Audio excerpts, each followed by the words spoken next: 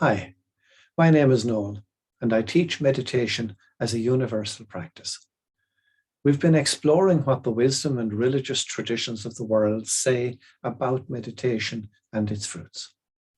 And in this video, we will consider how silence is the language of meditation.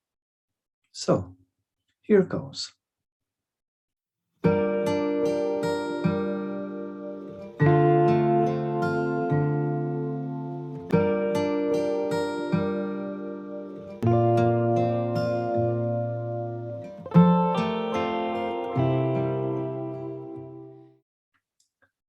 We noted in the last video that as we move our awareness beyond the physical into the metaphysical, as we did when we spoke about moving from doing to being mode, language then proves to be an inadequate medium of expression.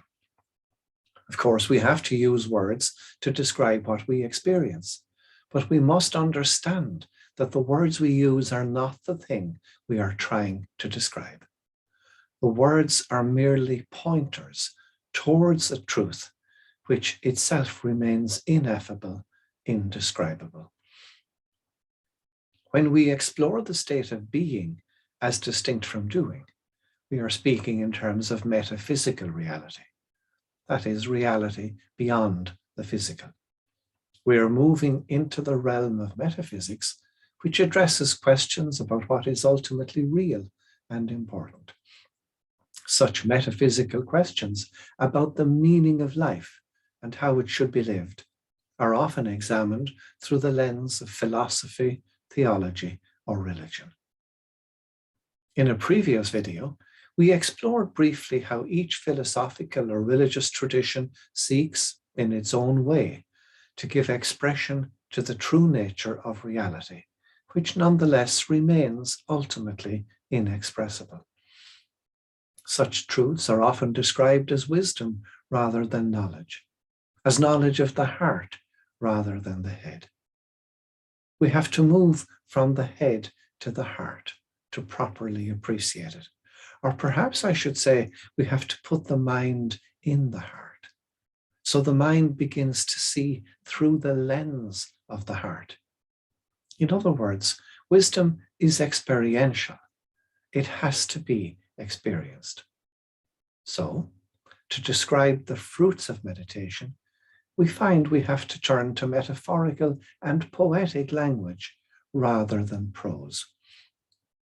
It is common, both within and outside of religious contexts, that poetry, parable, fable, and art are often used to give rich metaphorical expression to mystery.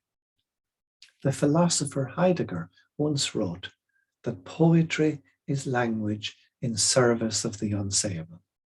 Isn't that a beautiful expression in itself?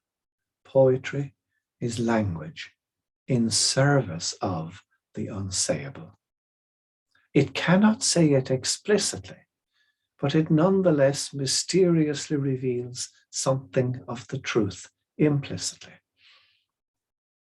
In this video, we will look at some examples of how poetry has been used in this way by mystics. Consider, for example, the following excerpts from 3 different poets. A favorite of mine comes from a poem by Rainer Maria Rilke, where he wrote, "A billion stars go spinning through the night, blazing high above your head. But in you is the presence that will be when all the stars are dead." Let me read that again.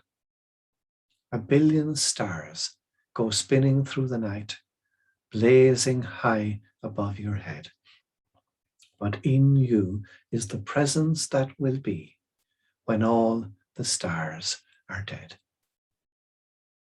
Your true self will outlive all of the stars. Your true self, your essential nature, never dies.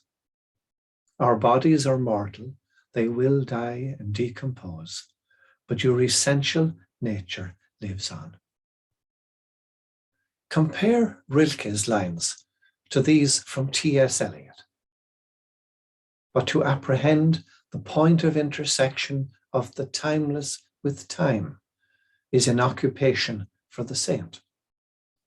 For most of us, there is only the unattended moment, the moment in and out of time, the distraction fit lost in a shaft of sunlight, the wild thyme unseen, or the winter lightning or the waterfall, or music heard so deeply that it is not heard at all. But you are the music while the music lasts. Eliot seems to be saying that our comprehension of the intersection of the eternal with the temporal occurs in a moment of distraction, which leads to a temporary displacement from thought, from oneself, in which we apprehend the music heard so deeply that it is not heard at all, but you are the music while the music lasts. Music heard so deeply, beyond the realm of thought, in such a way that you comprehend that at the same time you are the music. You are in it, and it is in you. There is no illusion of separateness, however brief that apprehension may be. Eliot seems to say that a distraction fit somehow causes our perceptive faculties to be exceeded, both absorbing and being absorbed by whatever we have witnessed that caused us to apprehend this sudden insight.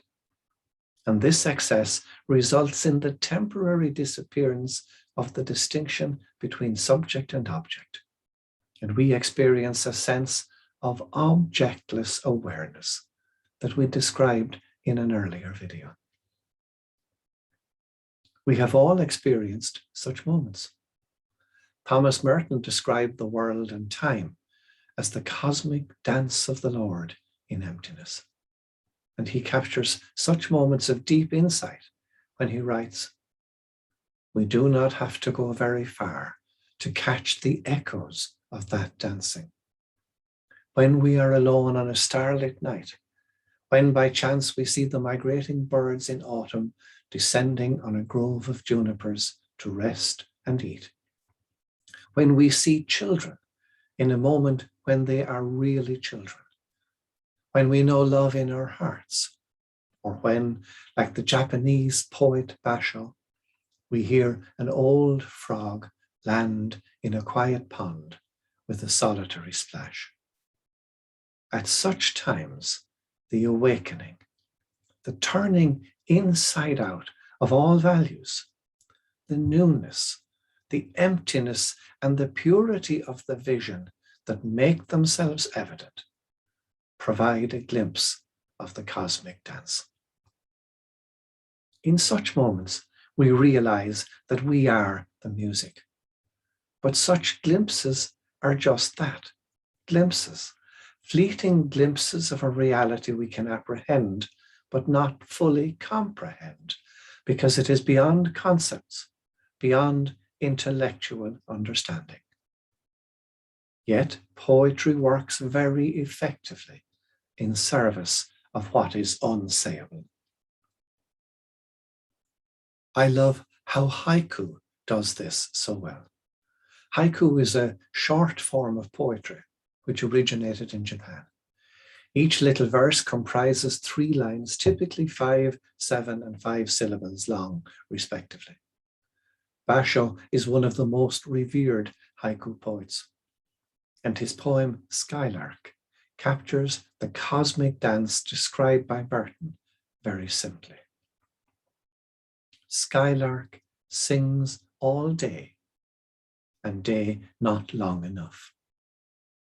A very, very simple poem, and yet it paints a picture so beautifully and simply. The skylark can only do what skylarks do. They sing their beautiful song all day long. And in that simple way of being, they remain true to their essential nature. And this resonates so strongly with the poet and the reader that both will feel no day is long enough to give expression to it. Consider these lines from Emily Dickinson and how they captured that same sense of deep apprehension of reality.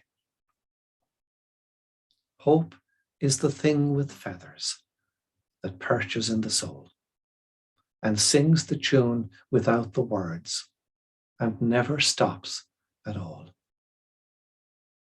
In this little poem, she points to hope as an essential part of the human spirit, which perches in the soul and from where it sings without ever stopping, pointing metaphorically, I believe, to the true self, to that which transcends temporal reality. I think each of these short excerpts is a good example of Heidegger's assertion that poetry is language in service of the unsayable.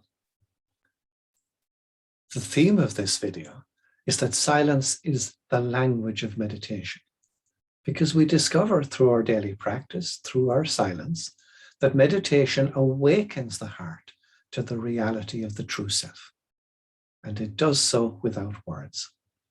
Meditation validates personal spiritual experience and gives rise to undeniable, even if inexpressible, experiential knowledge about who we truly are at the deepest level of our being. And now, to help you experience that for yourself, I invite you to sit in the stillness and silence of meditation for the next 18 minutes and to try to set aside that time each day for meditation.